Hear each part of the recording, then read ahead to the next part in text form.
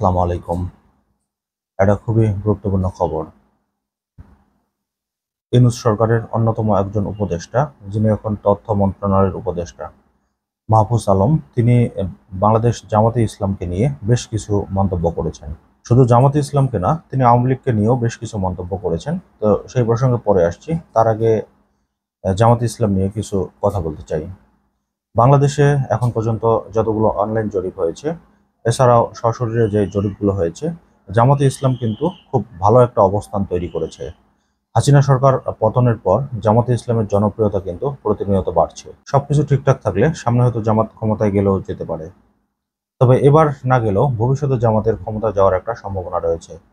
তো সবকিছু ঠিকঠাক থাকলেও জামাতে ইসলাম কেন বেশ কিছু বিতর্কিত কর্মকাণ্ড করছেন, যেমন ৭১ নিয়ে জামাতের যে ভূমিকা ছিল, এটা এখন পর্যন্ত কেন শেষ করছেন না, এটা নিয়ে আসলে ব্যাপক আলোচনা সমালোচনা রয়েছে।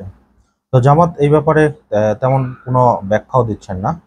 যদিও পাকিস্তান ৭১-এর ভূমিকার জন্য বেশ কয়েকবারই ক্ষমা চেয়েছে। আপনারা হয়তো পিনাকি ভট্টাচার্যের ভিডিওগুলোতে দেখলে আপনারা বুঝতে পারবেন। তো উপদেষ্টা মাহফুজ আলম জামাতে ইসলামকে নিয়ে যে মন্তব্যটি করেছেন, এটা তিনি ওনার সোশ্যাল মিডিয়ায় শেয়ার করেছেন।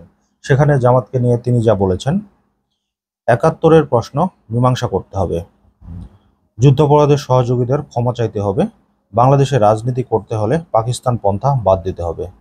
পাকিস্তান এদেশে গণহত্যা চালিয়েছে। পাকিস্তান অফিসিয়ালি ক্ষমা চাইলেও তদুপরি আবার ক্ষমা চাইতে রাজি হলেও যুদ্ধাপরাধীর সহযোগীরা এখনও ক্ষমা চাননি। ইনিয়ে বিনিয়ে গণহত্যার পক্ষে বয়ান উৎপাদন বন্ধ করতে হবে। জুলাইয়ের শক্তির মধ্যে স্যাবোটাজ করা বন্ধ করতে হবে। চাপ দিলে আসতে হবে। এটা তিনি জামাতকে উদ্দেশ্য করে বলেছেন। এই কথাটি বলার অন্যতম একটি কারণ হতে পারে, গত ২ দিন আগে যে আওয়ামী লীগ নিষিদ্ধের ব্যাপারে যখন জামাতে ইসলাম স্লোগান দিচ্ছিল যে গোলাম আজমের বাংলায় আওয়ামী লীগের ঠাঁই নাই। এর আগে যেমন আওয়ামী লীগ স্লোগান দিত শেখ মুজিবের বাংলায় রাজাকারের ঠাঁই নাই। তো এরকম আর কি এখন বেশ স্লোগান যুদ্ধ চলছে আর কি। তিনি হয়তো এই ঘটনাটাকে কেন্দ্র করেই মূলত এই কথাটি বলেছেন। আমার কাছে ৭১ বা ২৪ এগুলোর থেকে গুরুত্বপূর্ণ বিষয় হচ্ছে দেশকে সামনের দিকে এগিয়ে নিয়ে যাওয়া, কিভাবে সামনে দেশ অগ্রগতি হবে, এটা সব থেকে বড় প্রশ্ন। তো জামাতে ইসলাম ৭১-এর এই ভূমিকাটা তারা চাইলেই কিন্তু শেষ করে দিতে পারে। পাকিস্তান তো বাংলাদেশে গণহত্যা চালিয়েছে, এটা অস্বীকার করার কিছু নেই।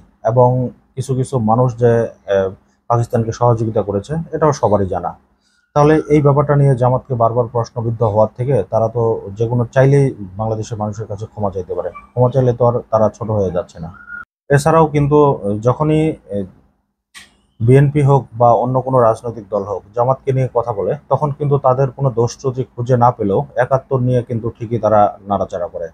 তো এই দিকটা আমি মনে করি যে জামাতের এই দিকটাকে সব চিরতরে বন্ধ করে দেওয়া উচিত, যাতে ভবিষ্যতে কোনো রাজনৈতিক দল বলতে না পারে যে জামাত ৭১-এর জন্য ক্ষমা চায়নি বা ক্ষমা প্রার্থনা করেনি।